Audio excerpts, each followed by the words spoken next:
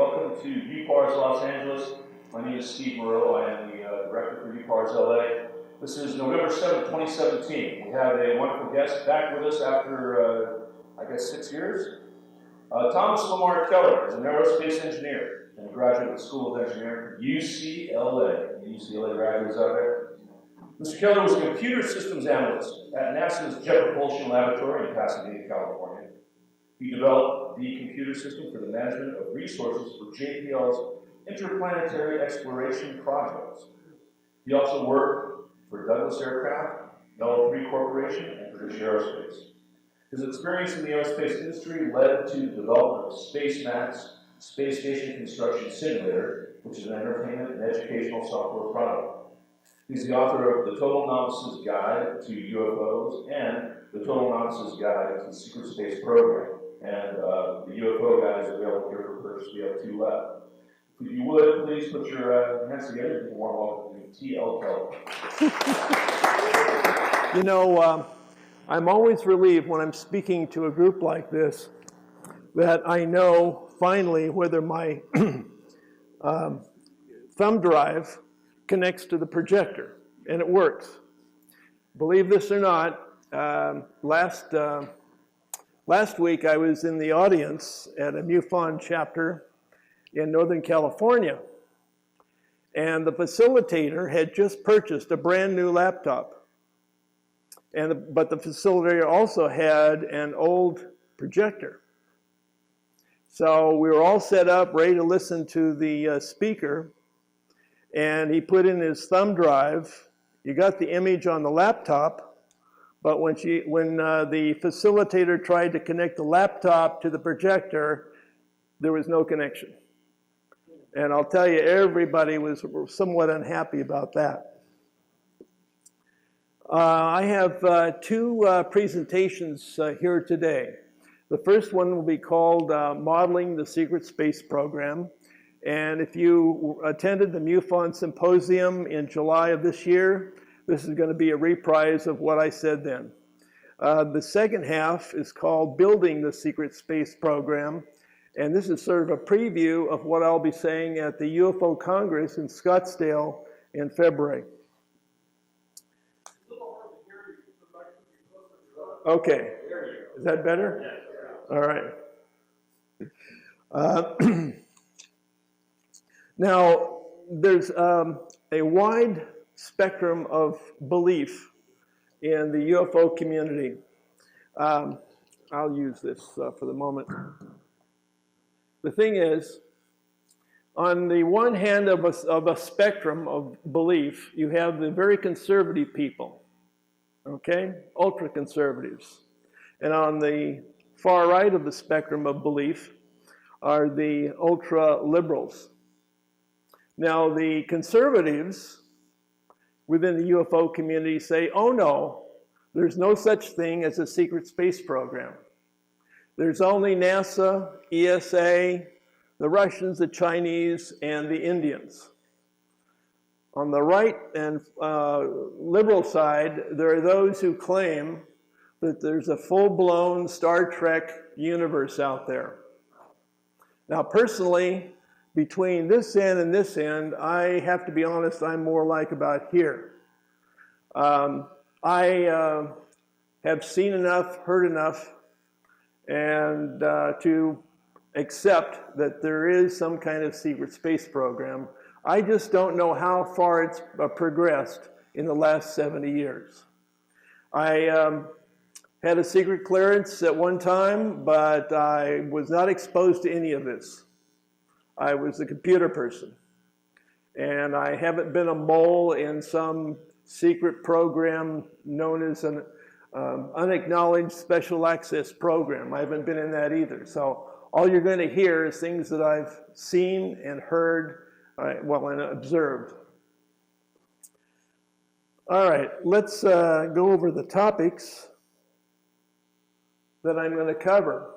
I've already had one request to talk about Ben Rich and another one to talk about Corey Goode. And we'll cover these. But first, for those who haven't been to a UFO meeting before, I'm going to cover some pointers here that have caused, three things that have caused me to accept the reality of UFOs and a secret space program, and I hope this will be sort of helpful. First, I'm going to talk about the Antelope Valley and give you a grand tour. We're going to talk about the Lockheed Martin Skunk Works, the 1992 and 1993 Ben Rich lectures. We're going to talk about the man in the orange flight suit and the S4 facility. And I'll try to explain what those things are in a minute. After that, we're going to be discussing Paul Hellyer and the late Dr. Michael Wolf. And I'll be presenting what I call the Wolf model. Following that, the discussion will go to Dr. Michael Sala and Corey Goode and the two other military witnesses that have come forward recently, in the last couple of years. And then we'll talk about the Goode model. That's G-O-O-D-E, not the G-O-O-D model. I hope you understand the difference there. And we'll compare the two models, and I'll come up with what I propose is a hybrid model. First of all, I'd like to talk about the Antelope Valley, which most people don't really know much about.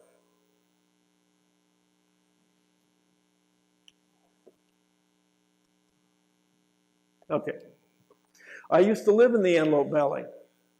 I lived there for 6 years in Lancaster. And the Antelope Valley is America's premier research and development center for aerospace research.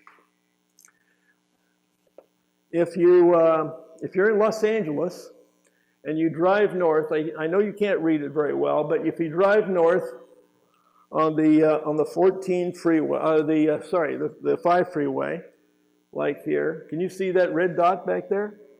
Okay. If you go up the 5 freeway and you turn on the 14 freeway here, there's a big sign that says Palmdale. Okay, it's pretty hard to miss. You'll eventually come to the Antelope Valley. And if you keep going on the 14 right up north, you'll eventually run into the little town of Mojave. Now, Mojave is more than just a little town. It is the home of Scaled Composites, and these were the designers of Spaceship One, if you know what that is. This is the rocket that was developed for space tourism that won the X Prize a few years ago. I think it was 2004. The Mojave Air and Spaceport is the home of a number of different small aerospace companies. Also, it's the home of one of the divisions of BAE Systems, where I used to work, as a matter of fact. Now, if you go south from Mojave towards Rosamond right here, over on the left is Edwards Air Force Base. Now, that is officially the U.S. Air Force Air Material Command, and NASA has a facility there too. It's called the Armstrong Flight Research Center. Now, if you go just on the other side of the freeway over in this area, you're in the foothills of the Tehachapi Mountains. Now, Northrop Grumman has an underground research and development facility, multi-level. In fact, the Antelope Valley has any number of underground facilities scattered all over. I happen to know that because a person by the name of Gary Schultz showed me where it was. When you go there, there's no big sign that says Lockheed Martin Secret Underground Research and Development Center, okay? It's just a gate and a guard shack. Gary Schultz, years ago in the early 90s, conducted a number of tours out to the Antelope Valley and to Area 51. and elsewhere as well. And Gary drove me out to, this is called, oh, I should say this. It's called the Anthill. It's known as the Anthill. Gary drove me out to the Lockheed Martin facility, and we drove up the gate, and we just sat there. And I said, Gary, don't you think we should get out of here? I feel a little uncomfortable. He said, no, just wait, just wait. So the guard finally came out from behind the main gate there, and he said, what are you doing here? And Gary said, well, we're tourists, and we just want to see your underground facility. True story. And he said, turn this car around, you're on private property, get out of here or I'll call the police. Well, we got out of there. But years ago, you were able to go up onto a plateau above on the Tehachapi Mountains, and you could actually look down at this facility. And I have a very good photograph in the book on UFOs of the facility and how to get there, if you're interested. Okay, so if you get back on the 14 and you go a little further, you pass Lancaster, and at about this point, if you were to go out here, off the map, that is, Lockheed Martin has a facility in Helendale, and it's an underground facility as well. I know, because I've been there too. On the perimeter, that is, not inside. Okay, so you go back to the 14, and you continue further south, and you hit Palmdale. Now, this is where Lockheed Martin has a very large box of a building. If you get off on, where is it, Palmdale Boulevard, and then turn north on Sierra Boulevard, you can't miss it. It has a big black and white skunk on the outside saying Lockheed Martin Advanced Development. It's a big barn of a place. The Air Force also built the B-2 just across the street from the Lockheed Martin Skunk Works. If you go down to this point and you get on the Pear Blossom Highway along this road, there's another small town called Llano. It's L-A-N-O. And at the time we went there, there was a facility just north of Llano that was owned by McDonnell Douglas. Once again, underground facility as well. All right.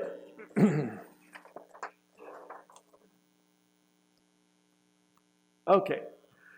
Now you're looking at the Skunk Works on Sierra Boulevard here. Over here on the right, you have Ben Rich and Kelly Johnson. Ben Rich was Kelly Johnson's protege. And behind it, you'll see a TR-1, which was originally called a Lockheed U-2, by the way. Now, in 1992, Ben Rich gave a lecture at the Wright-Patterson Air Force Base in Dayton, Ohio. And it was supposedly, and in fact was, simply a straightforward history of Lockheed and Lockheed Martin. And in it, he showed a series of black and white and color photographs, such as you see here, as to what Lockheed built over a number of years.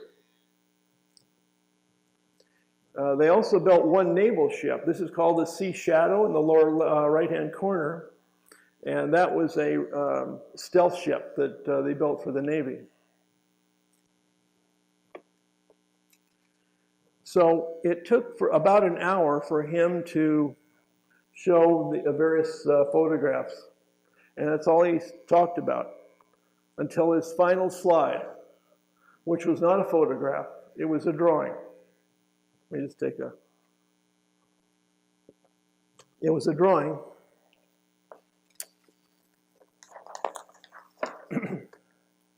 And this is what it was. This final slide. Now, what you're looking at is obviously a black and white image, and this drawing has been light blasted and enhanced. But in the upper right-hand corner, there was, sort of about up in here, there was a very brilliant star, okay? And this was obviously a flying disc or flying saucer heading in the direction of that star. The perimeter of this has been enhanced, so it's obviously a flying disc. At the moment that he showed this slide, Ben Rich said, Lockheed Martin has just received a contract from the U.S. Air Force to take E.T. home. And at that point, the crowd went into laughter, and everything stopped at that point. Now you're wondering, how do I know all this? Well, at one time, the Air Force had a video of this presentation. And the video cut off immediately after he said, we're going to take E.T. home. There was no question and answer recorded. Question is, why did he say that? Well, for one thing, I will tell you that Ben Rich had cancer and he knew it. He died 3 years later. Now in 1993,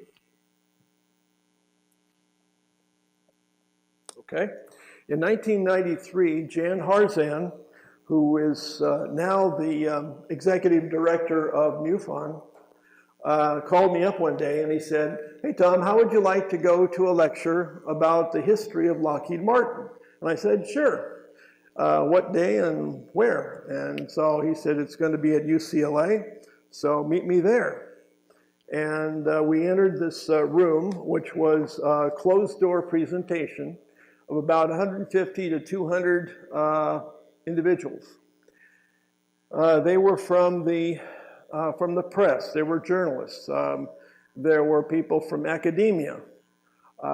There were people from industry, obviously. There were a couple of Air Force blue suiters, and there were a couple of CIA agents.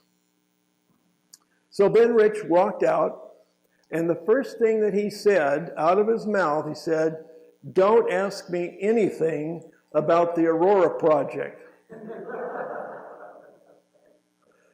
And he said, I don't want to be sent to Fort Leavenworth. And I think he was serious. He said, there are CIA agents in the audience whom I recognize, and I don't want to end up in prison. So at that point, Ben Rich started showing a similar set of black and white and color photographs. And then he stopped. And he said this, if you can imagine it, Lockheed Martin has done it. Now, Jan and I have very vivid imaginations. We can imagine a lot of things.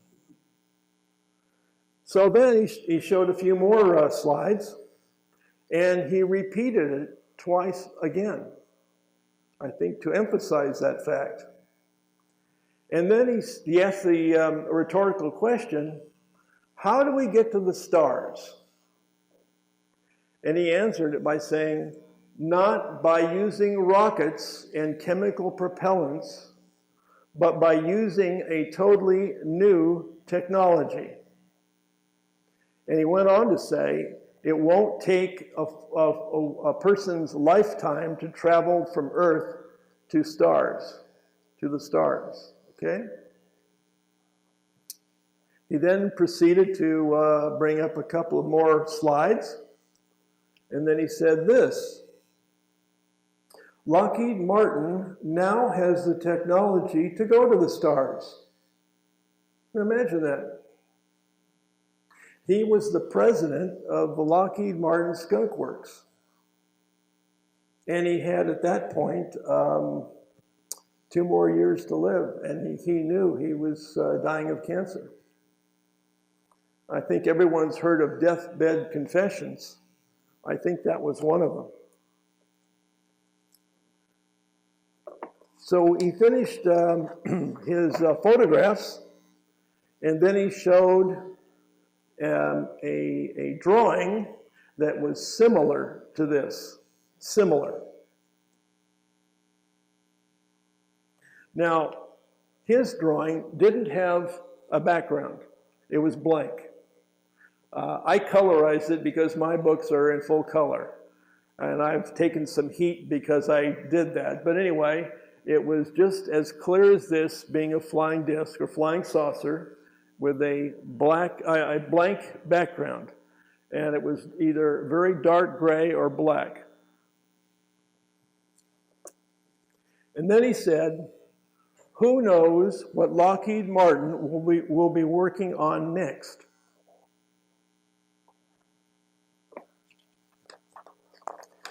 Now, there's a person by the name of Jim Goodall. He was an aircraft restorer for Lockheed and became very good friends with Ben Rich.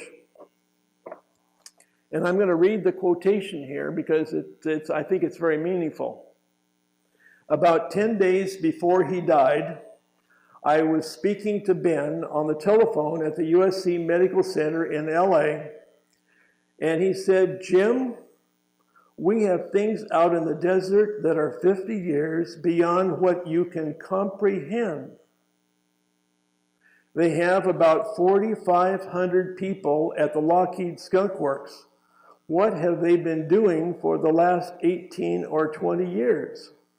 Now, he said that in 1995. And his final sentence was, they're building something.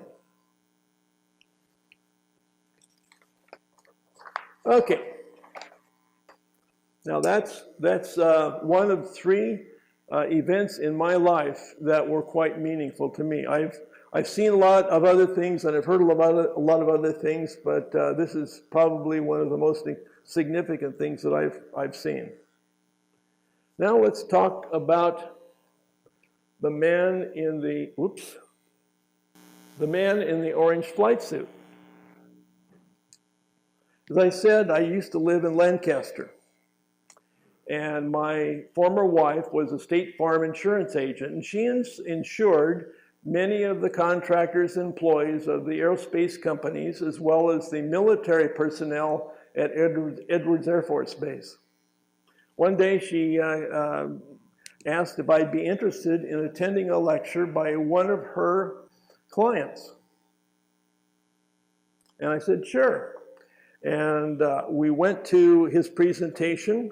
I cannot tell you his name or his service rank or his assignment or show you his picture, okay?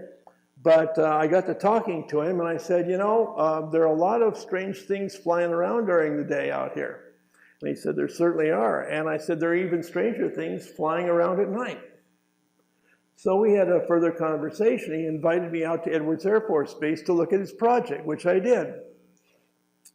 And then we ended up in his home office later on.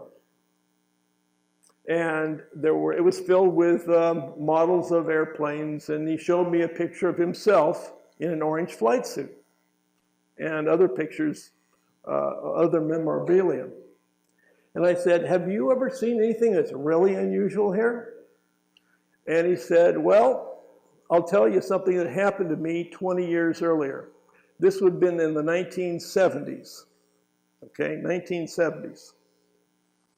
He said, I had an assignment. I was on a crew of a cargo plane, and we had a mission to pick up some things at the Lockheed Martin Skunk Works. And he said, when I got out of the plane, I had to go to the men's room. So he went to the nearest door.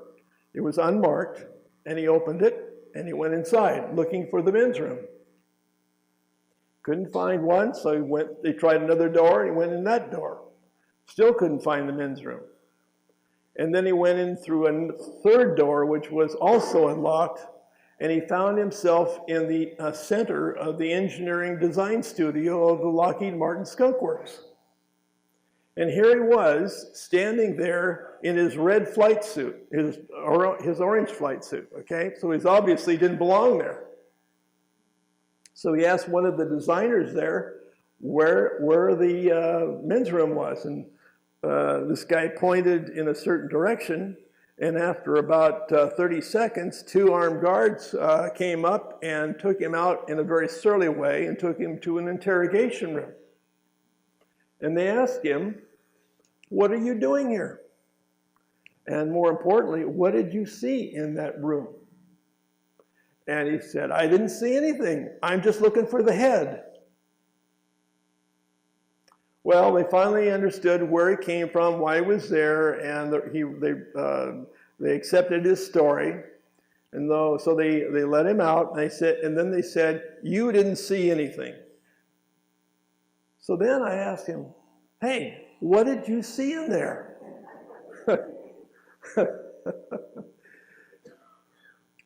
He said, "I saw designs of flying saucers." Now, this is in the 1970s. And he said, "Mind you, I don't know what the propulsion was, but those were flying saucer designs." And I asked him, "Have you ever reported this to anybody before?" He said, "No." I said, "Well, why not?" He said, "No one's ever asked me. More importantly, I have a pension to protect. And I don't want to be telling stories about flying saucers at the skunk works and lose my pension. And on top of that, if my Air Force buddies heard that I saw something about flying saucers, they would think I was totally cracked." So I've never talked to anybody at any time about this, except myself. So that's number 2. And number 3 is the S4 facility. I talked about Gary Schultz earlier, and in the early 90s, he led, expeditions out to Area 51 and to the Antelope Valley. We went out to to Area 51 many times. One time, I had a chance to speak to Bob Lazar. Bob Lazar, by the way, was a technical person who he claimed was hired on by Edward Keller to back engineer or reverse engineer a propulsion system for an extraterrestrial flying disc. Okay? I talked to Bob Lazar, and he said, "Well, you know, if you would like to go out to Area 51, on the outskirts, of course, and see some of these devices being tested at night, you can." And he said, "Go out there on a Wednesday night and set up your camp chairs at about 8 o'clock, and hopefully you'll see something." That's what we did, and we did it many, many times. I said, "Well, why Wednesday night?" He said, "That is when there's the least amount of traffic on the extraterrestrial highway, Highway 375. And it's the most inconvenient time, as you can imagine, for any of us to go out in the middle of the night in the cold in an absolute remote area and sit and wait for something to happen." Well, anyway, this inset that you see here is what we saw a number of times.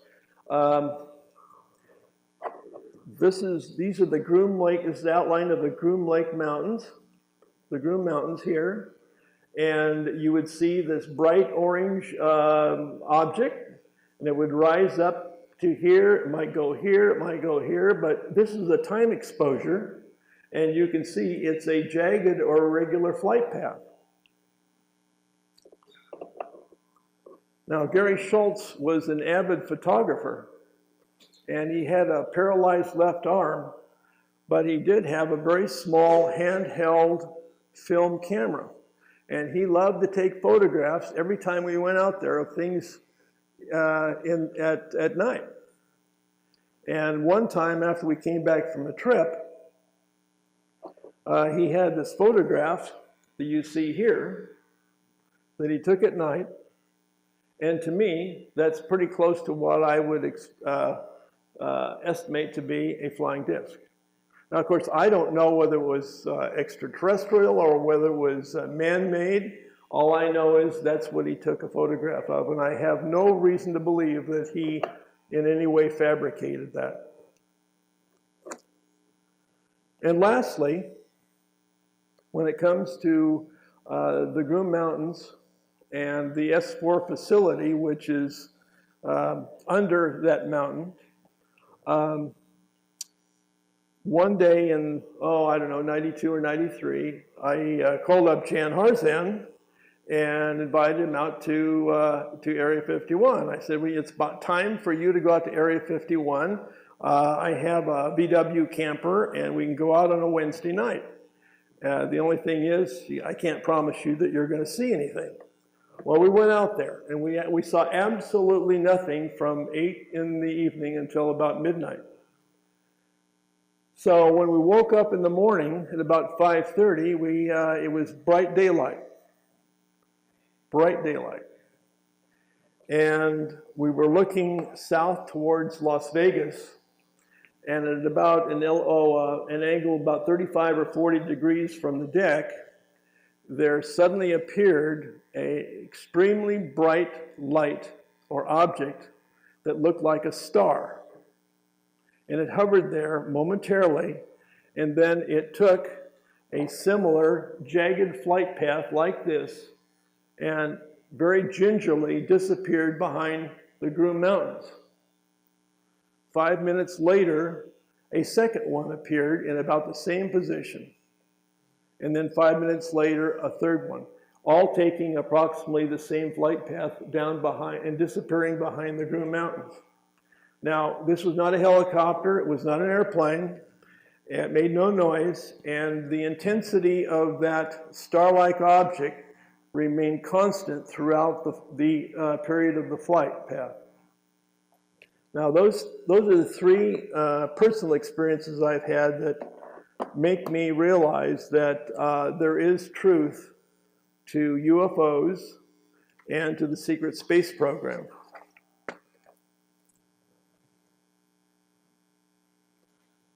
Now, I just want to mention a couple of things. This is the Aurora.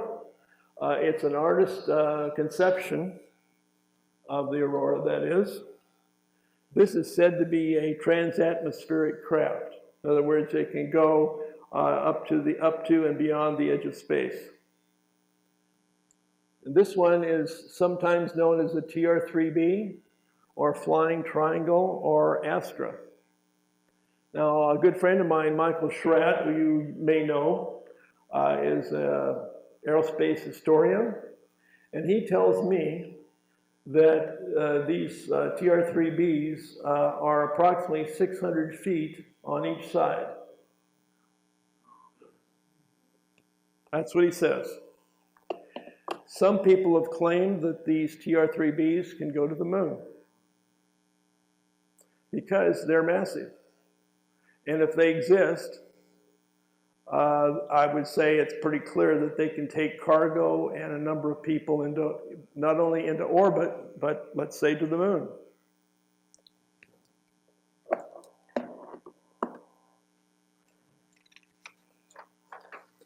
I'm going to spend a couple of minutes on the subject of military space stations. When I was in college in 1965, I was working with Douglas Aircraft Company as a summer intern. And they would transfer us back and forth between their headquarters in Santa Monica and their facility in Seal Beach, where they were manufacturing the Saturn S4B stage of the Saturn rocket. And they said, one day we were in the headquarters facility, and they said, we have something special to show you today. It's secret. Well, you know, for someone that young, you know, something that says that they say it's secret is something you can't just ignore and not pay any attention to. So they took me into, and about 5 other people, into, well, let's say a closed space where there was a wood mock-up of what they called the Manned Orbiting Laboratory, or MOL.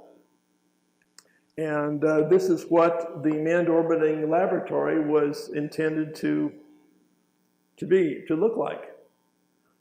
This is the laboratory itself, obviously with solar panels here, and this was a Gemini rocket carrying 2 astronauts that would be used to deorbit. Well, why am I mentioning military space stations? The reason is that even though this manned orbiting laboratory was officially canceled in 1969, I believe that there's a fair chance that there's 1 or more of military space stations in orbit as I speak. Not only was the manned orbiting laboratory beyond the design stage, they had fabricated at least 1 of these laboratories. They mounted it on a Titan III rocket, and for testing purposes, it was launched and successfully put into orbit. They built operations facilities, and they were at the same time building the Titan III-M, M for MOLE, or Manned Orbiting Laboratory. And as soon as they got this thing into orbit, they canceled the program officially. Now, you might be interested that Dr. Michael Salla in Las Vegas 4 months ago specifically mentioned that the Air Force launched something like 49 Titans during this period of time. And Dr. Salla suggested that maybe what they have done is to launch additional manned orbiting laboratories during this period of time and link them up with used booster containers to make a circular space station design. Anyway, that was his thought. Interestingly, for those who have read Selected by Extraterrestrials by the late Bill Tompkins, in that book, there is a drawing of a very small drawing of exactly that. It was called Advanced Space Station. Now, the Soviets had a series of space stations called Salyut. They had 7 of these Salyuts. And they would say, we've just launched a Salyut. Well, the third one, that one and this one over here were actually military space stations, even though they were called Salyuts in terms of the press. They're known as Almaz. So the Soviets were launching military space stations surreptitiously during that period of time. Now, why might you have a military space station? Besides doing reconnaissance, there was a project called literally Rods from God. And this was to be an unmanned satellite that would launch kinetic deep earth penetrators like this. They were about 20 feet long, made of tungsten and about a foot in diameter, and they were guided. And so they were aimed at deep underground bunkers and research facilities. Whether that was ever implemented, I don't know, but that would be one purpose for a military space station. Now, I just mentioned the late Bill Tompkins. I don't know if anyone in here has read Bill's book, but in his book, he describes how he was a designer and aerospace engineer for the same company that I worked for, Douglas Aircraft Company. And his book states that in the early 50s, he was tasked to design what he called a heavy transport, namely this, a very large cigar-shaped spacecraft that would be able to haul other spacecraft, crews, supplies, whatever they wanted to haul from here to Mars or here to one of the moons of Jupiter or wherever.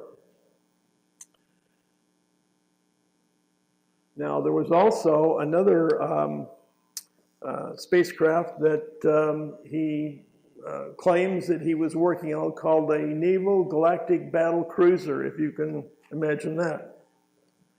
I'll make one little point here. This says USS Akron, 1935, and this is his drawing of a dirigible called the Akron that flew in the early 30s, and that Akron carried within it a biplane. So the Navy, the point being is the Navy has always wanted to have some kind of airship that would be able to launch aircraft and recover them and store them internally.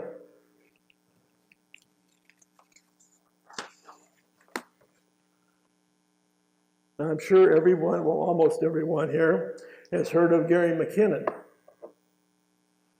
Gary McKinnon in 2001 to 2002 hacked into, it says 97 military and NASA computers in search of evidence on UFOs, anti-gravity technology, and the suppression of free energy devices. This was his interest.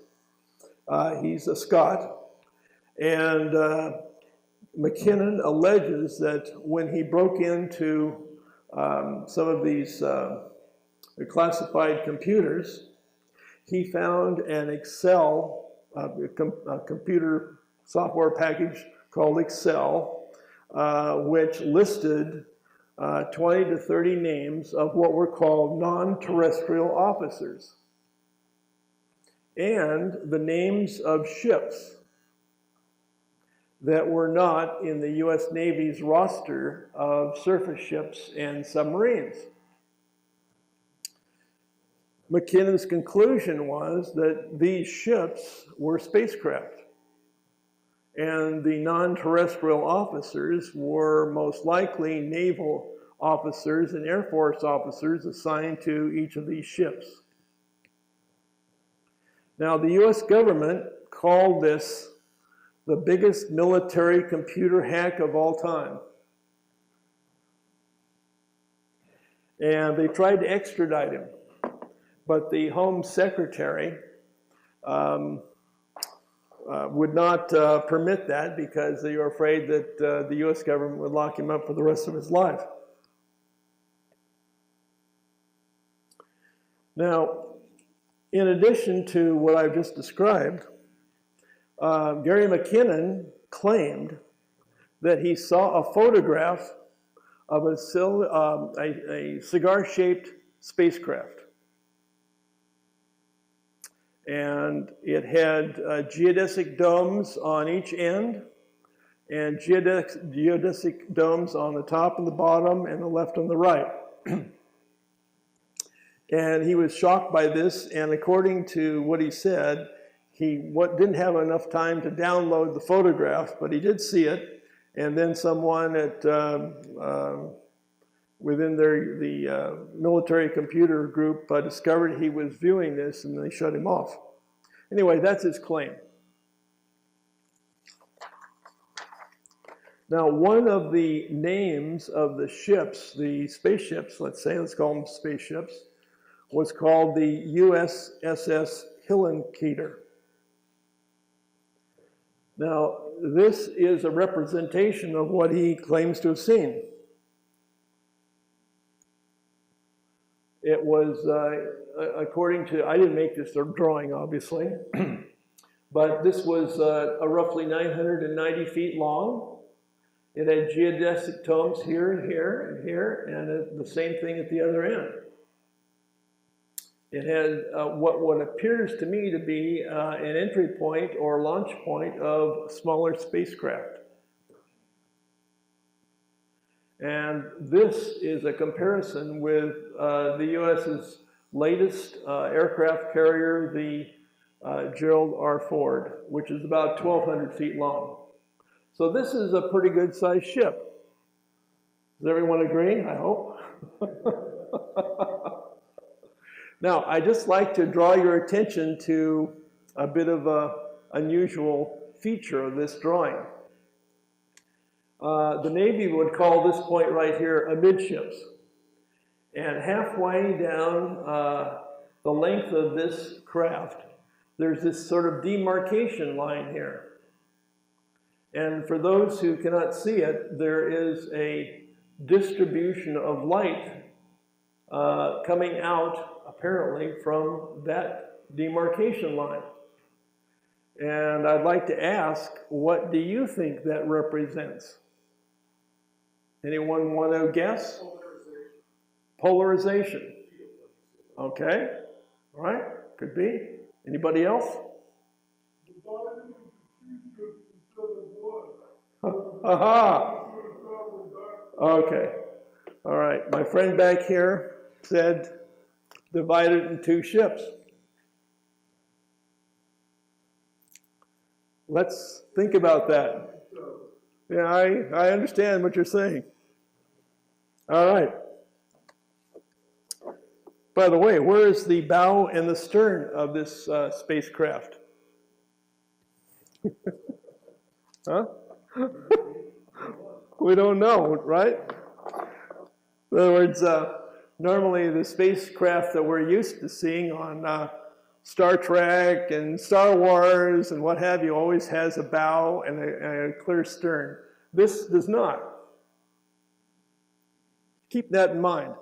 Now, I'll make a point here. Goode, who claimed that he was in the Navy, claimed that he was one of the crew of a device like this, and he has seen, as I understand it, he has seen this drawing and tentatively okayed it in some way.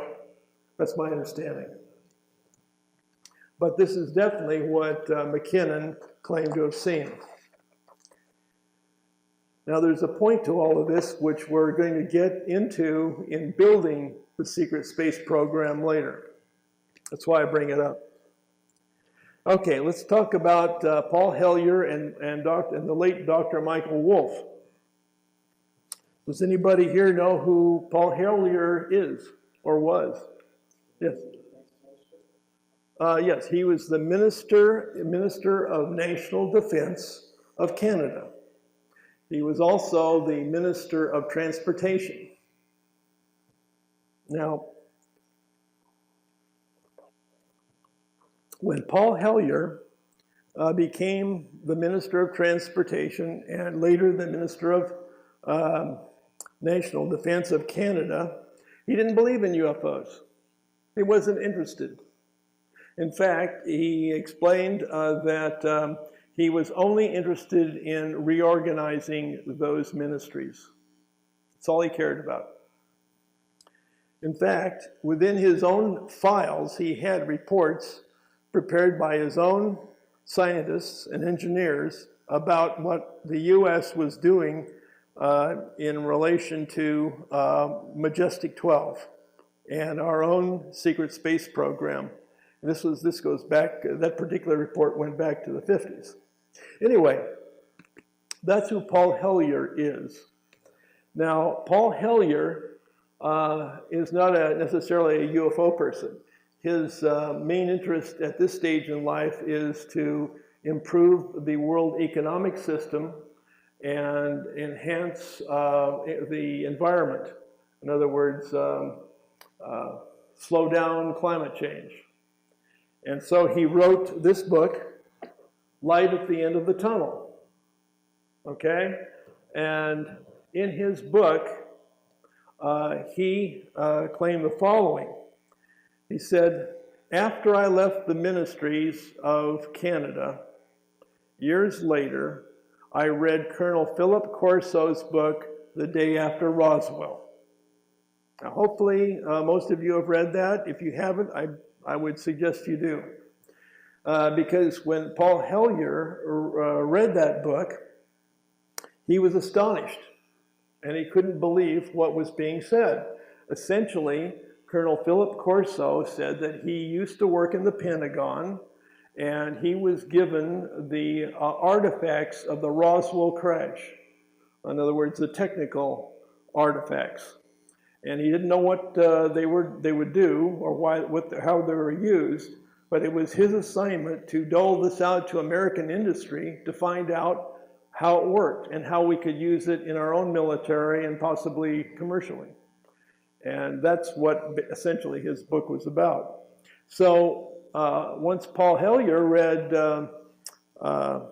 Corso's book, he called up a U.S. Air Force officer who was retired, and he said, "I can't believe Corso's book. Is any of this true?" And according to Hellyer, the general said, "It's all true."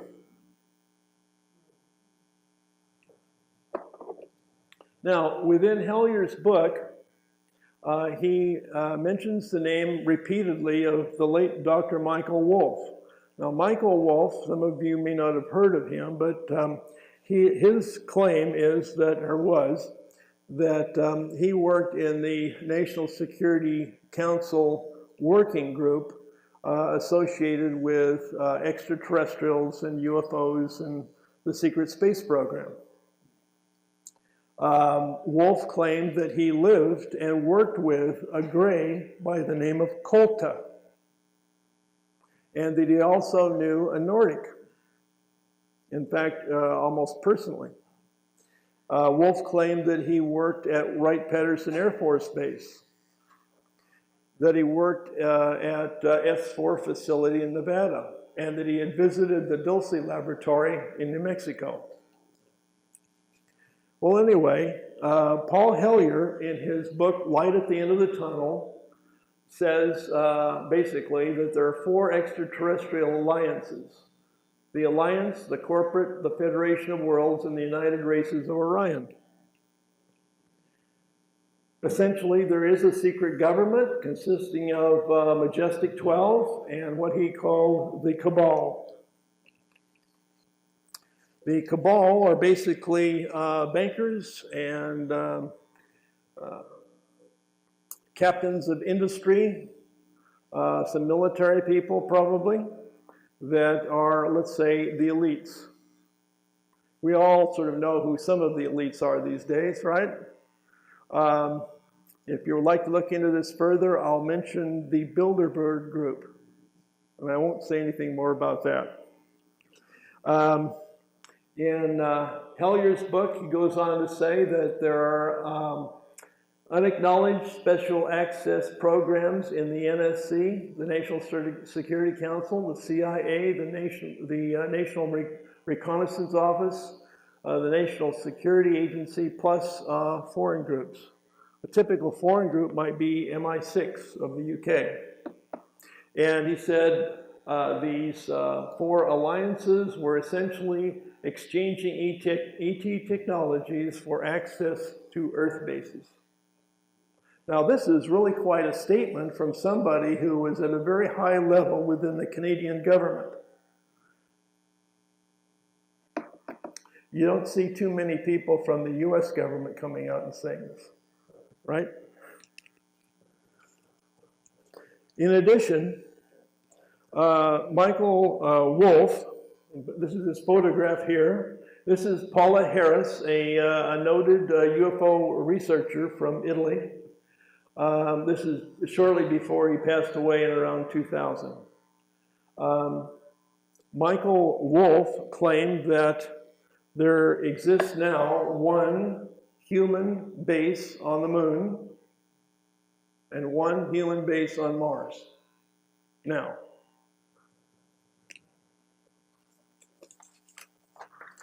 okay, so now we're going to get into the modeling part of this. And you'll see what I've been talking about. All right, this is what I call the Wolff model. And basically, I've tried to do these so that they're a little clearer as to what the relationships are between various ET groups and the secret government, which is over on the right, obviously. Now, one word about these titles: the Alliance, the Corporate, the Federation of Worlds, and the United Races of Orion. These are names that Wolf claimed were in use within his working group. Now, the alliance here is human-like. He said that they were from the Pleiades, and it's what we have, over the years, come to know as Nordics.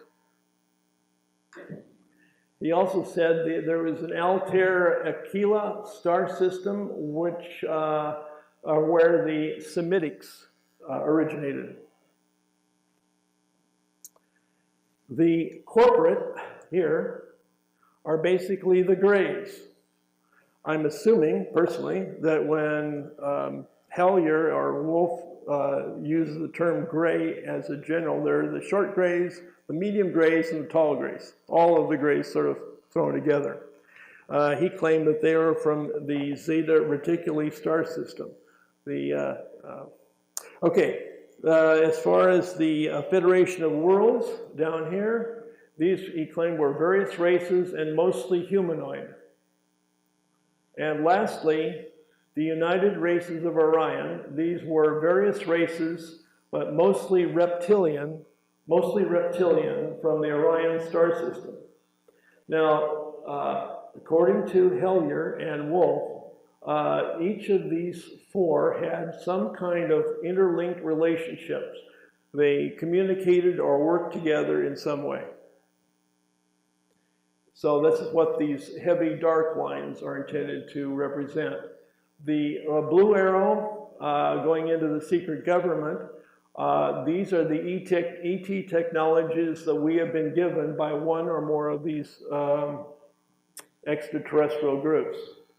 The red arrow here represents treaties that the secret government has established so that one or more of these groups can have extraterrestrial bases on Earth. Now, I realize that that probably sounds pretty far out, but this is sort of what we've been learning. You see, all of these folks here have been learning over the last 70 years, right? This is nothing new to a lot of these folks. I know it's new to you, but anyway, this is what was being stated. Who can tell me who Bob Dean was? Bob Dean. Yeah. Former Army sergeant, worked with NATO, saw some information about UFOs. Exactly. Yeah. Bob Dean or Robert Dean was his title was Command Sergeant Major. He was assigned to NATO in the 60s, and he had been given access to a document called the Assessment. And it was a document that was prepared by NATO, not by the Brits, not by America or anyone else, by NATO specifically. And they concluded within this assessment document, which included photographs and descriptions and technical information as much as they had about the flying discs and what have you, they concluded in the assessment that there were 4 extraterrestrial groups visiting Earth.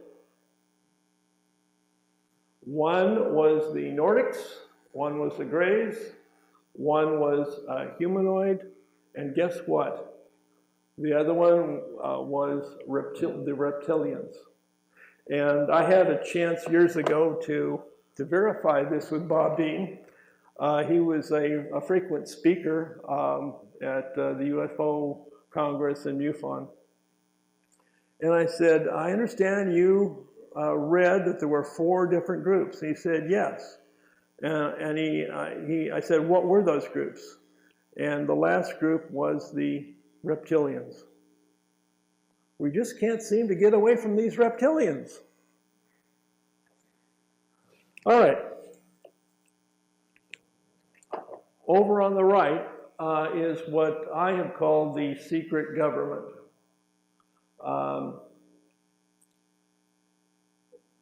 Paul Hellyer preferred to call this the shadow government, but I didn't want to get British politics mixed up with this, so I've called it a secret government.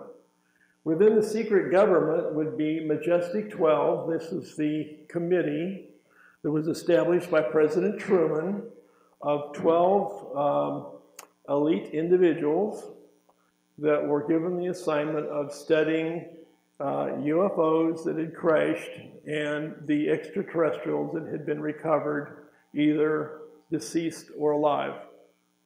And MJ-12 consisted of the Secretary of Defense, the science advisor to President Truman at the time, several military people, admirals and generals of the Air Force and the Navy.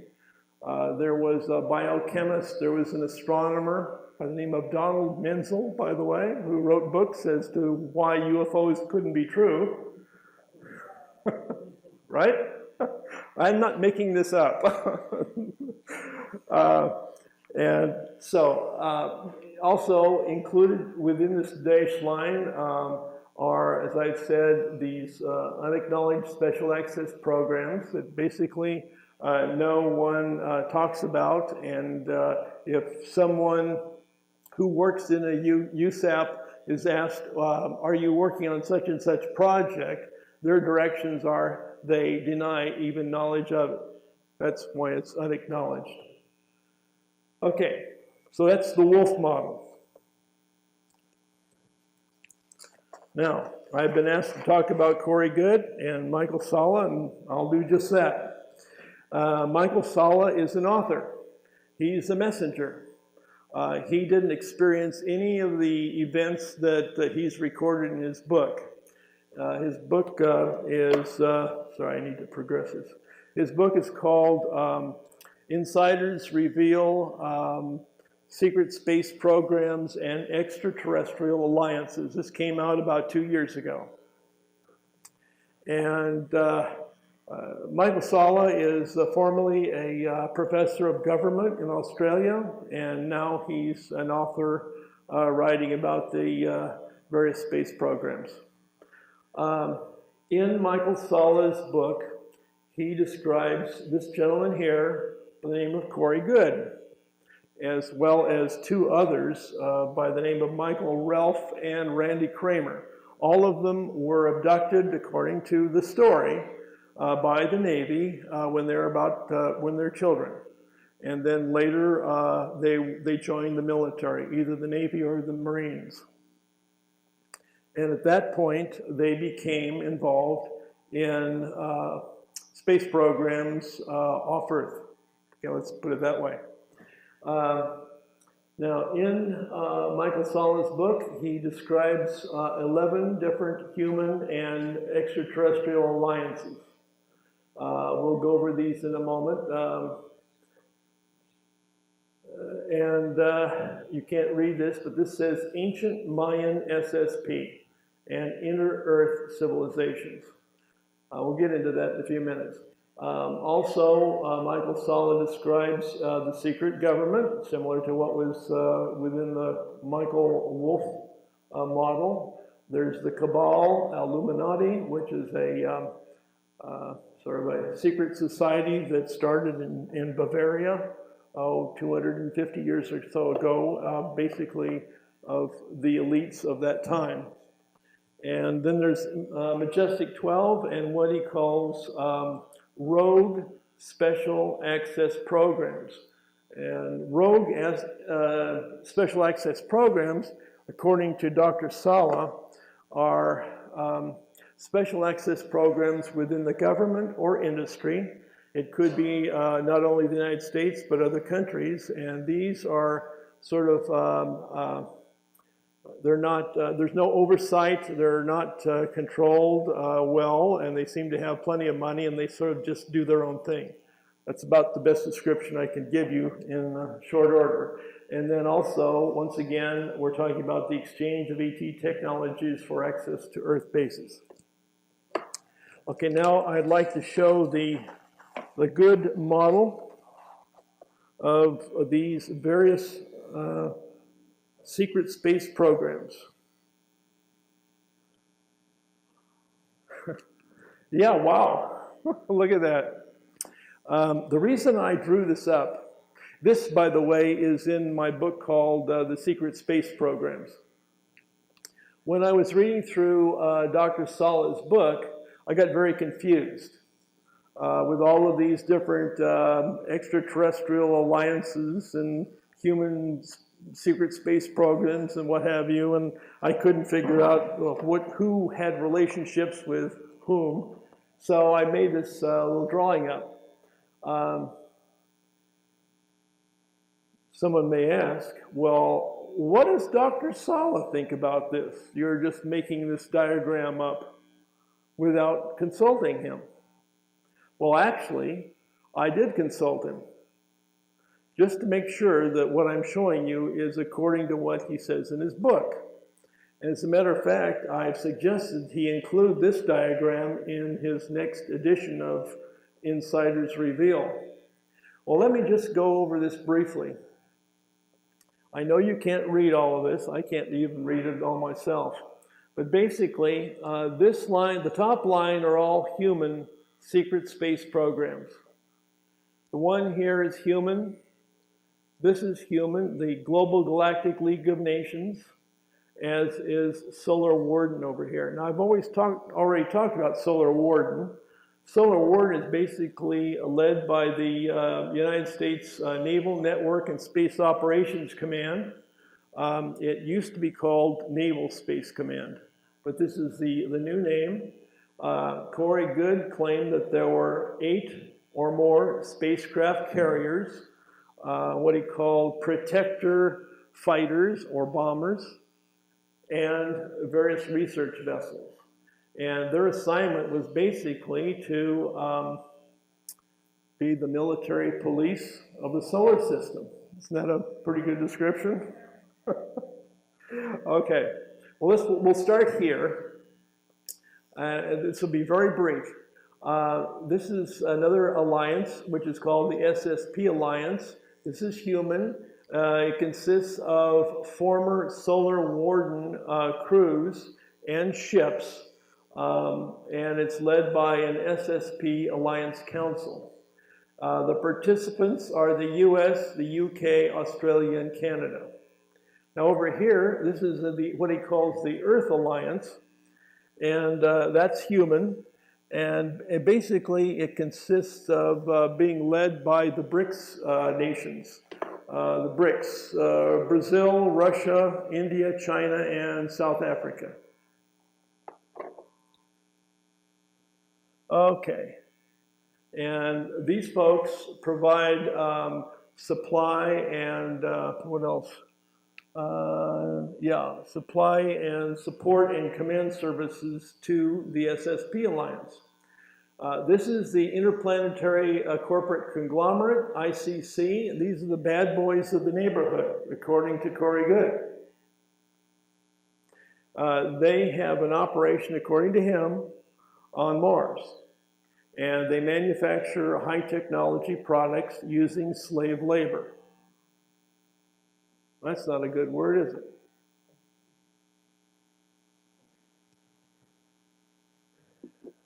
Basically, they're involved with profiteering, human trafficking, and bartering of their high technology products for other products that they need. And they have a direct, and they're controlled by the cabal, the MJ-12, and what have you. That's this ball that we've seen before in this circle. Now, this is sort of interesting. The Dark Fleet. Corey Goode claims that this is the end result of the German Nazi flying saucer program. The claim is that many of the technologies involved with the German flying disc program were sent off to Argentina or to Antarctica, where there was a base established. And this is the result. It's called the Dark Fleet. They're highly militaristic, as you might imagine. And I believe they operate primarily outside of the solar system. Now, my original diagram, I might point out, is that I only had 9, in other words, these SSPs on the original diagram, and Dr. Sala asked me to add these 2. I have really no knowledge about them, so don't ask. One is called the Inner Earth Civilizations, and the other is called the Ancient Mayan Secret Space Program, and it's from the Pleiades, but it's human. Okay. Now, by the way, if I know you can't read this, I'm going to show my website in a few minutes, and if anyone would like to have this presentation in digital form sent to you, just go to my website and ask to have the modeling lecture sent to you, and I'll be happy to send this on to you. You can do what you might want to try to understand all of this. The other thing is you might want to, sorry? Oh, believe me, I just want everyone to try to understand what has been going on. Okay, so now what about the ETs? Okay, here we have the Draconian Federation Alliance. Well, this is the same as the reptilians that we're talking about. This is the Global Galactic League of Nations that Goode claims. It's human. It basically operates out of the United Nations, and it has a NATO type of organization, and they, according to what the book says, they operate outside of the solar system as well. And then there's something called the Sphere-Being Alliance, which has a relationship with the SSP Alliance. These are basically non-humans of a very higher level civilization, and they're non-violent.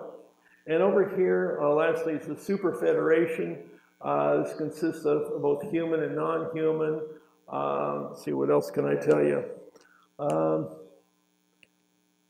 It's a UN type of alliance. There are 40 to 60 different ET groups in it. And it's not affiliated with any military industrial ET complex. Okay, now obviously there's a vast difference between what we were talking about in the Wolf model and in the Goode model. So what I just want to take is a few moments to compare the two. We have some matches or near matches. The Wolf model calls for the MJ-12 and the Cabal, and the Goode model is very similar. If you were to take the Naval Network Special Operations Command and add something called the Space Corps, that's approximately the same as the Solar Warden, the SSP Alliance, and the Earth Alliance. The Draconian Federation is obviously reptilian, and so is for the most part, the United Races of Orion. And if you take the corporate and add the Alliance and the Federation of Worlds, that is nearly the same as the Super Federation. It's hard to comprehend all of this in one go. Okay, the problem is that there are many mismatches. I think too many. For example, in the Wolf model, there's no ICC, there's no Dark Fleet, there's no Global Galactic League of Nations, and what have you. So what does that really mean? Well, it means to me, personally, I find it very difficult to accept the reports of 3 former military people as gospel. This is not to say that they don't believe what they're saying. They all seem to say pretty much the same thing. But all 3 of these guys acknowledge that they went through a mind control program. Now, the United States military has a great deal of experience with mind control drugs.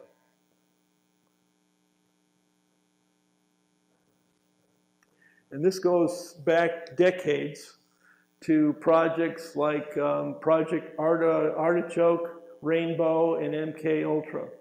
And who knows what might have come out of that. So what I'm suggesting is that possibly these three gentlemen, Corey Goode, Ralph, and Kramer, may have simply been passed through a military mind control program, and they have been taught to actually believe what they're saying. I'm not saying they're lying, I'm just saying they have been led to believe it. This is one explanation. I find it a little bit too much to accept the Goode model on face value. So, what am I actually suggesting? This is what I would suggest would be a hybrid model, a little combination of both.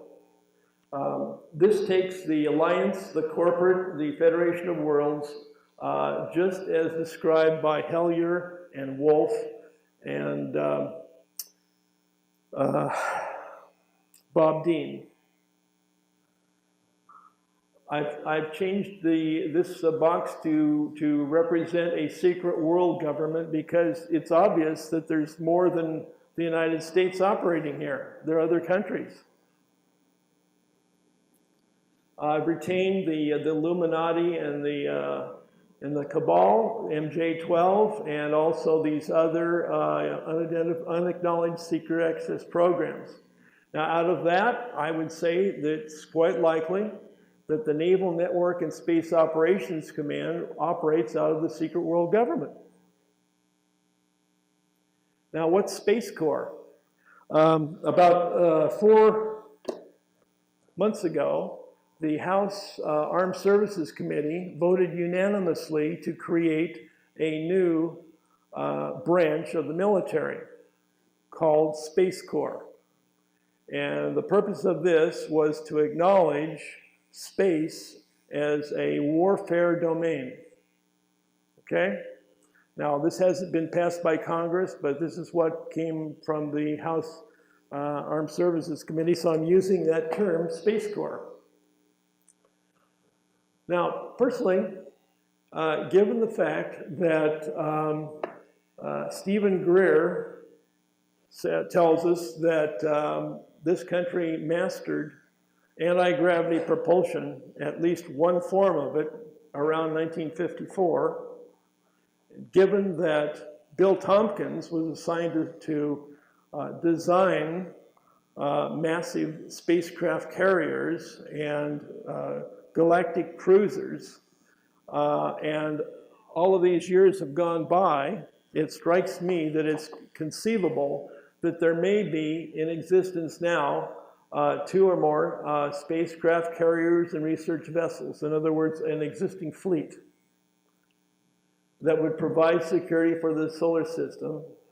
I would even go for one base on Mars and one on the moon if the TR-3B and these other spacecraft carriers exist. I know that's pretty far. Jen Harzan tells me I'm pretty far out there. All right, here's Space Corps. This is what was the U.S. Air Force Space Command. I can see the possibility that they would have a space fleet consisting of TR-3Bs or other spacecraft fleets, and they would provide security from military space stations.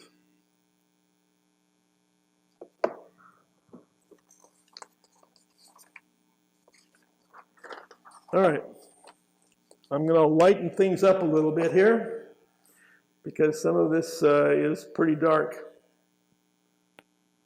When I was, 8 years old, there was a program called Space Patrol on television.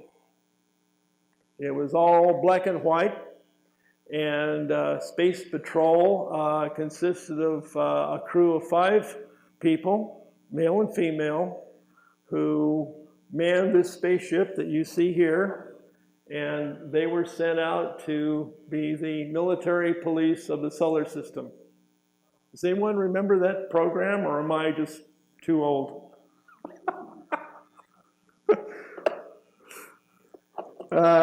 To just show you my knowledge of Space Patrol, this is Cadet Happy.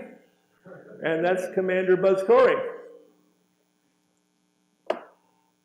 Okay, now, for those of you who were here 6 years ago during my last presentation, you might remember the following slide.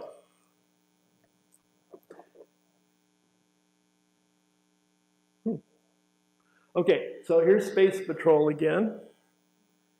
And I want to show you something. The whole point of this slide is that symbolism is important. Symbolism is important.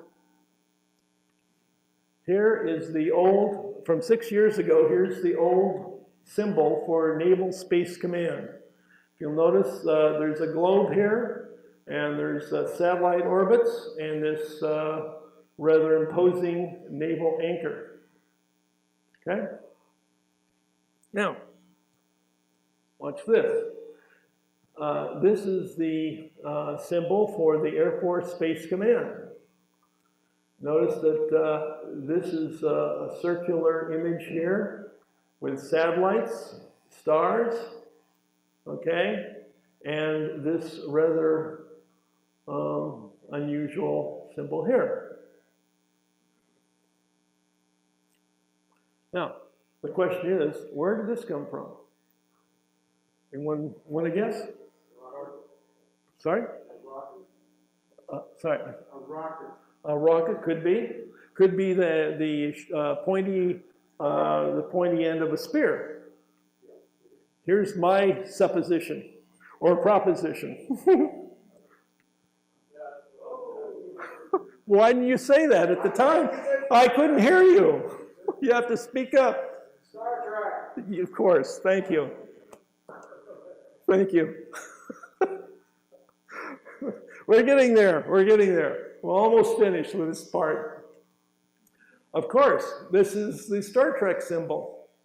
Is there any similarity between this and this? Pretty close, isn't it? We have a elongated oval here that might represent space, or it might represent the Earth. Over here, the same thing. Now watch this.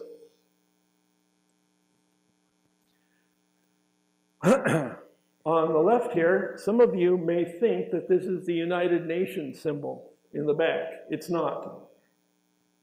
But it's similar.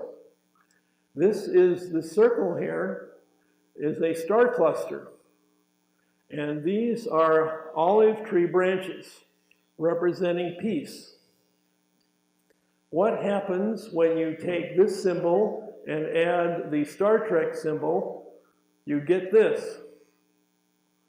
Here is the same or similar symbol between the Star Trek pointy end of the spear and this. Same as up here. You have the olive branches, and you have a similar sort of oval shape here. See that? Now, it says in fine print, CNSA. Who can tell me what that stands for? What? Exactly. Exactly. The Chinese National Space Administration.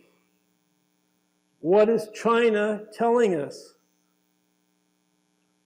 They're telling us that in a peaceful way, they're going to be sending a military expedition out into the solar system.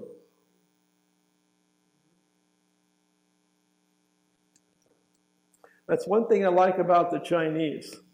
They are willing to tell us what they're planning to do. And for those who haven't heard, the Chinese already have an established space program. And let's look at it.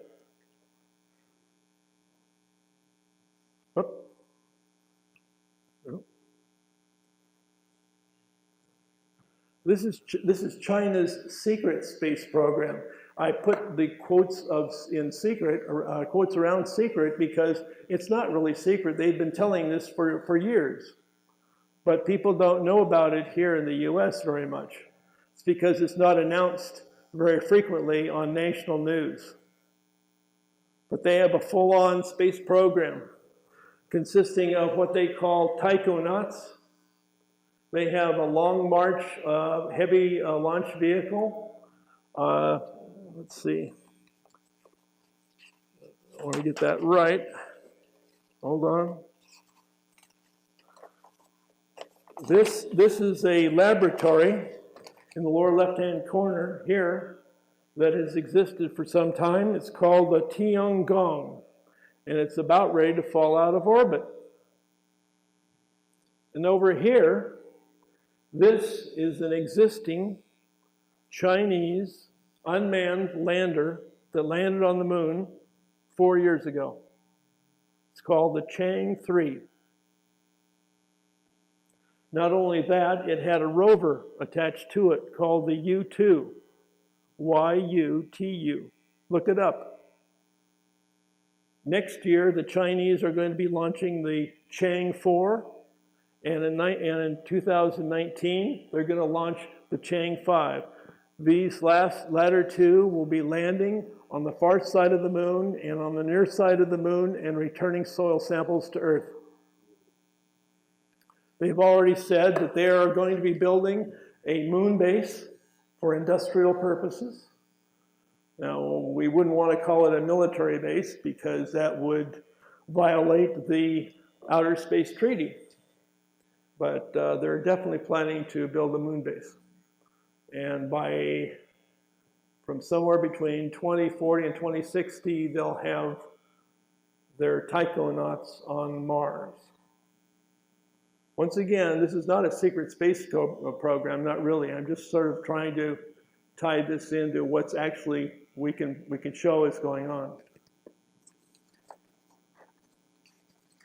All right, that is the end of my talk on modeling the secret space program, and in a few minutes after I've gone to the restroom, we'll come back and we'll talk about building the secret space program.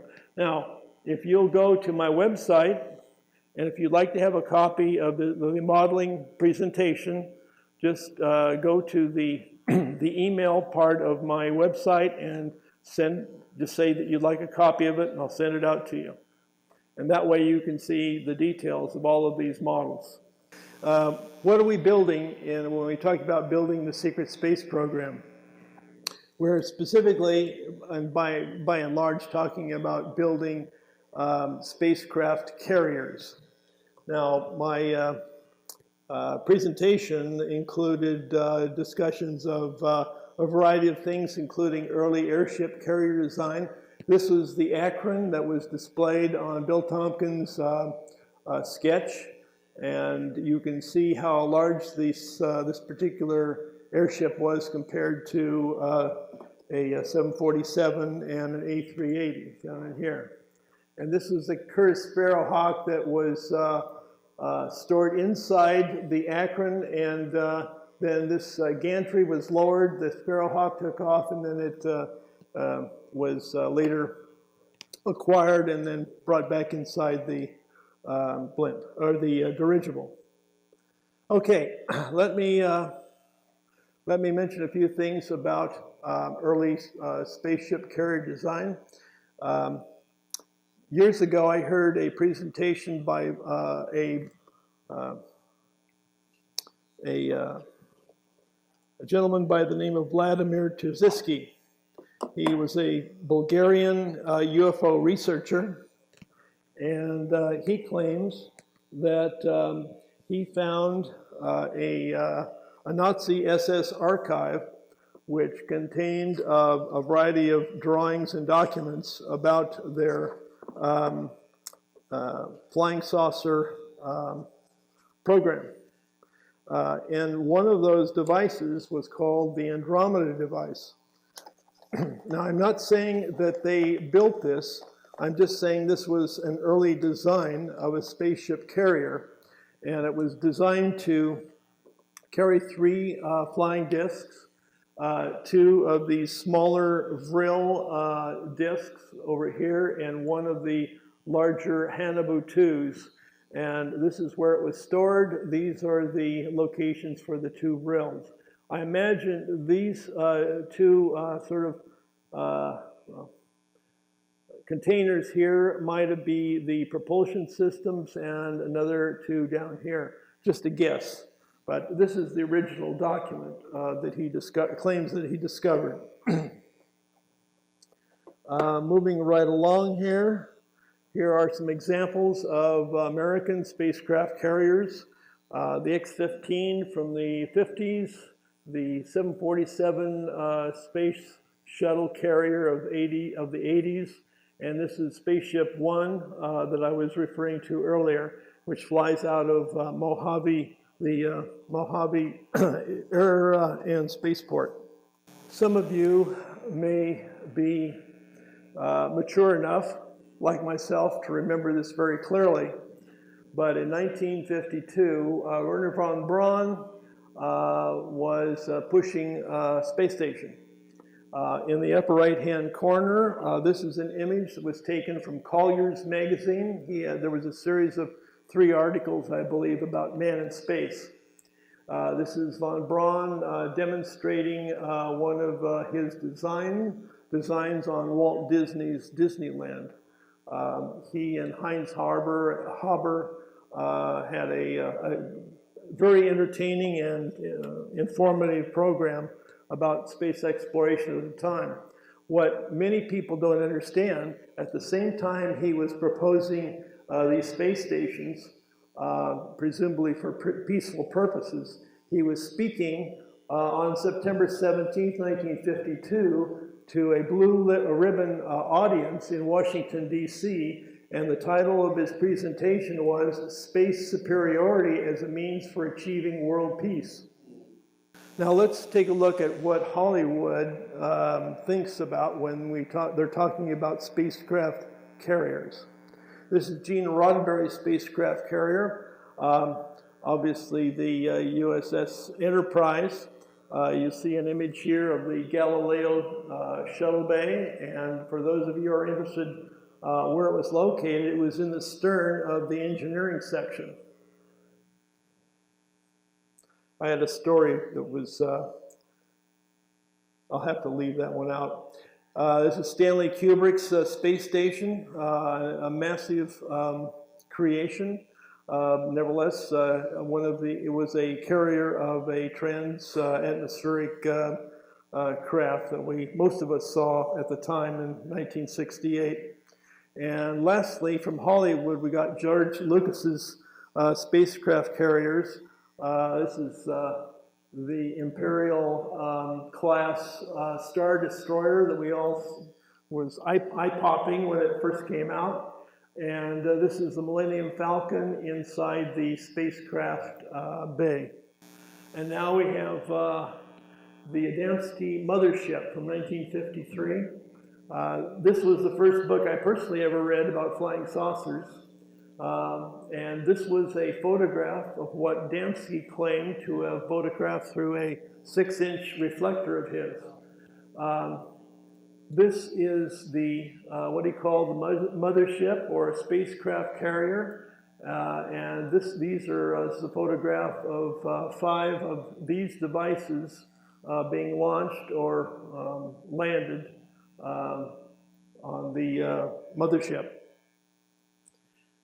This is a diagram of how this mothership worked. These devices or flying discs would come through a landing chute here. They would be attached to a rail system, and it would be delivered to this area here, still on the rail system probably. And he claimed that when they were to be launched, they would be taken on a rail system down here. They'd pass through an air lock and be launched into the atmosphere or space. Now, many people consider Adamski to be a charlatan. I can tell you that I've known Timothy Goode, the author of Above Top Secret, for a very long time, and he still insists that the Adamski story was substantially true. Now, this is one of Adamski's photograph of the underside. I will point out that about 2 or 3 months ago, this book came out. It's called UFOs, Chemtrails, and Aliens, What Science Says, by Dr. Donald Prothero. And he claims that the Adamski story was a total fabrication, and that this design is basically consists of a coffee can, a Chrysler hubcap, and 3 ping pong balls, okay? That's what he claims. Now, the thing is this: if you're in a debate society and you're debating a pro or a con, I think it's important that you understand the other opposition's point of view and why they're arguing that way. So for those of you who might be interested in reading a rather intellectual description why UFOs don't exist and why all of the other things that we've heard about are really different from what we think, you might be interested in that book. I won't go into the details of this other than just to mention that Travis Walton was claimed to have been abducted in the Sitgraves National Park in Arizona. He was brought into a flying disc and then taken into a very large spacecraft carrier bay and escorted out of the flying disc by a Nordic.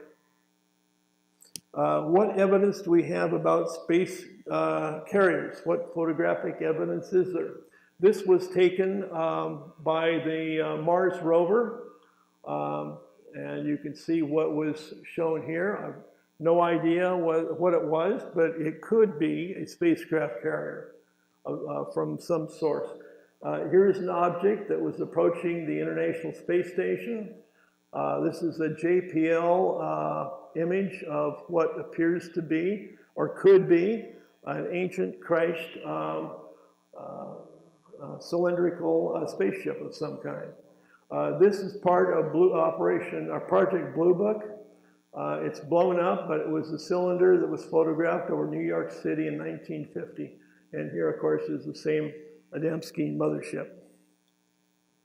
Now, I won't go on to say anything more than I repeated this again, just to point out that this was Bill Tompkins' cigar-shaped design of a massive spacecraft carrier from the mid-1950s. Once again, we get back to Gary McKinnon and Corey Goode. I'd just like to read this section here. McKinnon claims to have seen a close-up photo of a cigar-shaped spacecraft with geodesic domes above, below, and to the left and right, and on both ends. Corey Goode claims to have served on an interstellar research vessel of the Solar Warden Secret Space Fleet. There were 8 cigar-shaped spacecraft carriers, 43 protector space planes, plus vessels of different sizes.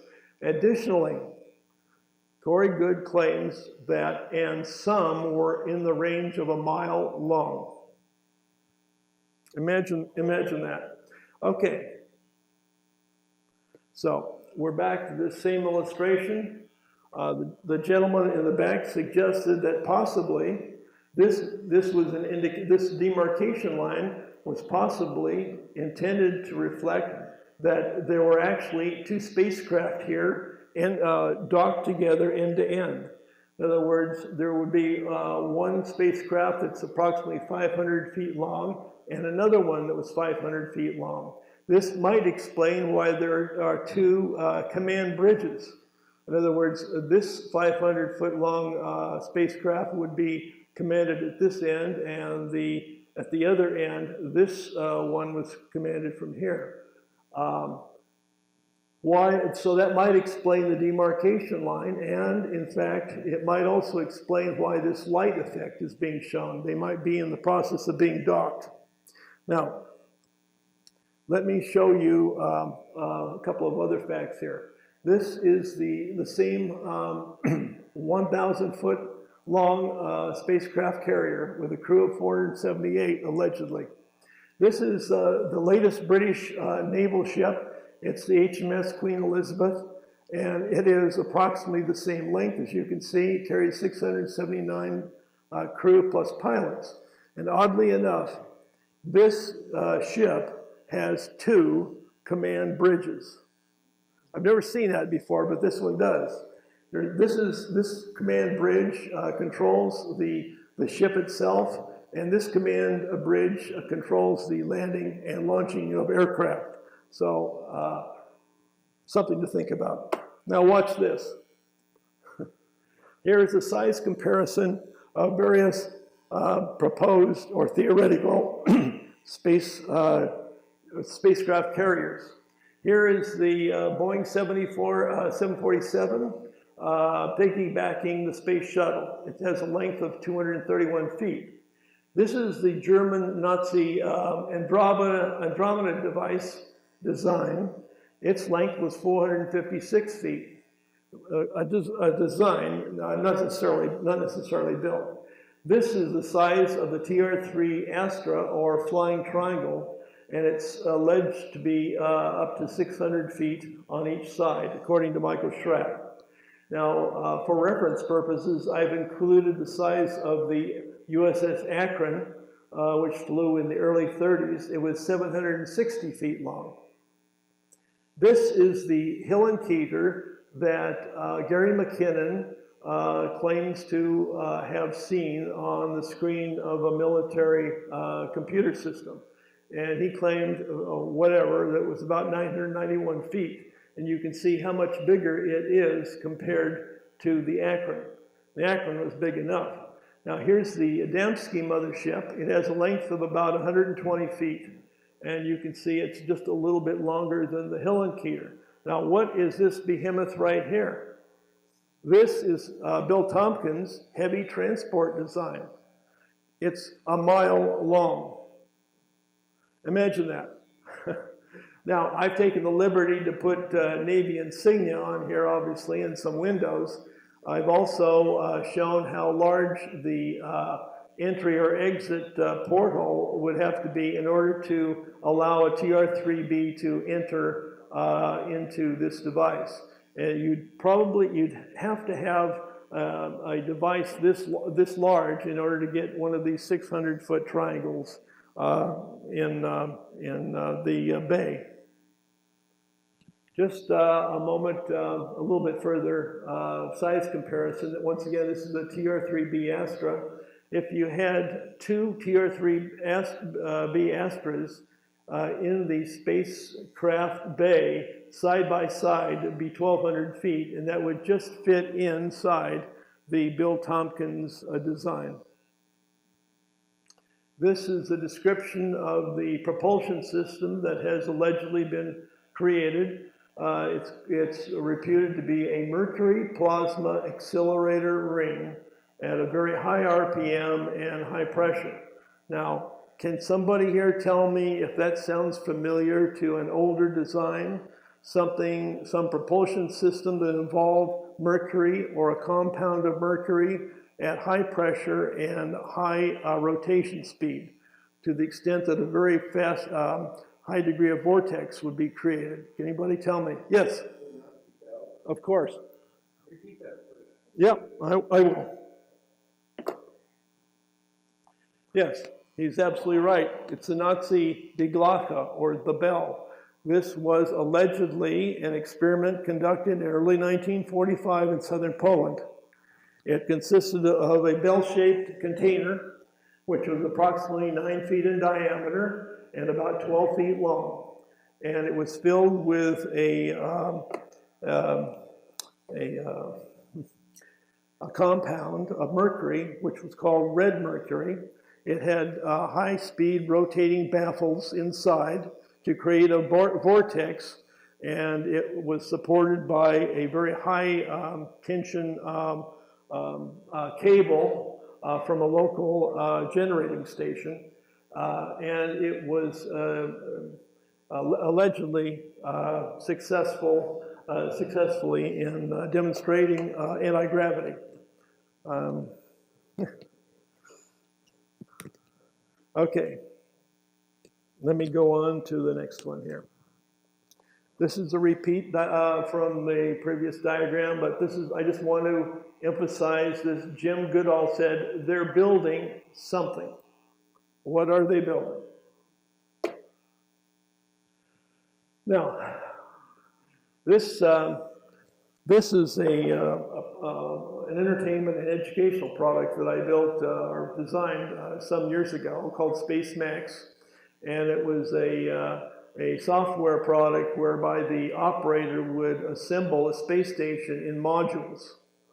And the modules would be built on Earth and then launched on the space shuttle and assembled in sort of tinker toy manner to create a space station. And when I'm talking about a cigar-shaped spacecraft carrier, once again, I'm talking about something like this. Well, what's the importance of that? Let me show you. We're going to talk about very briefly about modular shipbuilding. Now, how is a modern submarine built? It's built in modules. This happens to be an example of the Virginia-class submarine. The green sections are built by Newport News Shipbuilding in Newport News, Virginia. And they also do the bow and the sails, and the green, the purple parts are done by Electric Boat in Groton, Connecticut, and the power plant is built by both. They alternate between one submarine and then the other submarine. So they keep the technology active in both plants. Okay. This is a photograph of BAE Systems assembly hall for their nuclear submarines for the Royal Navy. This is located in Barrow-in-Furness in Scotland, and you can see the modular components of a submarine being built here. Now, I just want to point out that to build a spacecraft carrier of 1,000 feet, you would want an assembly facility similar to this, where that's secure and it has an enclosed space. You don't want, since it's being done in secret, you don't want people photographing it if they fly over. And it has to be secure. BAE Systems, Newport News Shipbuilding, and Electric Boat would be highly qualified not only to build nuclear submarines, but also a 1,000-foot spacecraft carrier. Think about it. You want to build these things in plain sight, but you want to keep them secret. If you were to build a 1,200-foot long assembly hall for a new spacecraft, this might create a substantial amount of attention. But if you use an existing facility such as this, you won't. And this is wide enough for a 100-foot beam or diameter for a cylindrical spacecraft. Here's an example of modular shipbuilding. Here's the bow, and the bow has been attached to the sail and the habitation modules. And this is inside a different facility, but you can see the submarine gradually taking place. Now, how would you go about building a secret space fleet? I would say that if you're going to build a 1,000-foot spacecraft carrier, the approximate diameter or beam of that would be 100 feet. In other words, from here to here. I would say that in terms of length would be a maximum of 250 feet. And these are just basic modules. So in order to create a complete spacecraft carrier, you would have a module for the command and habitation, the spacecraft bay, a cargo bay, a science module, and a propulsion module. And each of these may be built by different companies. And if your main fabrication and assembly building is on a seaport, these other modules can be built on other seaports and then shipped by barge or actually by ship, by other ships that would carry these components. And since they're circular, or rather cylinder-shaped, it's going to not create a great deal of attention because everyone will assume it's just another submarine. I hope that makes sense. I'm not used to talking so fast. Okay. So building the secret space fleet, you use a modern shipyard using modular construction. I would say that this gentleman in the back was correct. You wouldn't have to build a new facility. You build them in two pieces consisting of these various modules for a length of 500 feet. And on orbit, you would do this. You would launch one like this one here being 500 feet. And on the second launch, you would bring it up and then dock it. On mission resupply, you might want to have more cargo modules than at other times. This being propulsion, this is a spacecraft bay, and here you have 3 cargo modules. In other words, if you're going to supply Mars with building supplies and food and various materials, you'd want more of these. If you're doing exploration, you just maybe have 1 cargo and 2 spacecraft bays and a science module. I hope that makes sense. Now, the SSP infrastructure. On design and development, I've already mentioned these companies, General Dynamics, Electric Boat, Newport News with Northrop Grumman, BAE Systems, and possibly Lockheed Martin for the propulsion systems. As far as fabrication, you would fabricate these modules at different shipyards and then have them all shipped to the main assembly facility. Final testing could be done at the main assembly shipyard or at a remote location, probably at night. Now, where would you resupply these? This is an island called, or actually an atoll called Johnston Atoll. It's about 1,000 miles southwest of the big island of Hawaii. Don't go there, you'll be arrested. It's a restricted area. It has as you can see, it has a very large landing strip, and this happens to be an F-18 if you're wondering, so it's a fairly recent photograph. But look along here. There's a very long building, apparently, that parallels the runway. I'm just suggesting that possibly some place like Johnston Atoll could be used for resupply of these various spacecraft in orbit. All right, and lastly, I'll make a moderate working hypothesis. My hypothesis is basically this. It's not even a theory, just a hypothesis. That the secret space programs are real and not imaginary. Human anti-gravity technology is real in a mature stage. There are both human and ET space fleets. There are 1 or more military space stations. There are at least 1 base on the moon and 1 on Mars, and humans and ETs are in 1 or more alliances. This is probably somewhat surprising to the lady over here, but that's the way I would see it. If you want, you might be interested in this book called Secrets of Anti-Gravity Propulsion by Dr. Paul Laviolette. And within my book, 2 books, I have a 12-page history by Dr. Ted Loader about the history of the secret space program. Lastly, I would like to invite everybody to attend the International UFO Conference in February. It's in Scottsdale, Arizona, and the last time I was there, it was a terrific production. Now, someone asked about my book on the secret space program. It's only available in digital form. You can get it from either Amazon or iTunes, depending upon what type of computer you have. The UFO book is, the second edition of the UFO book is available digitally from the same sources.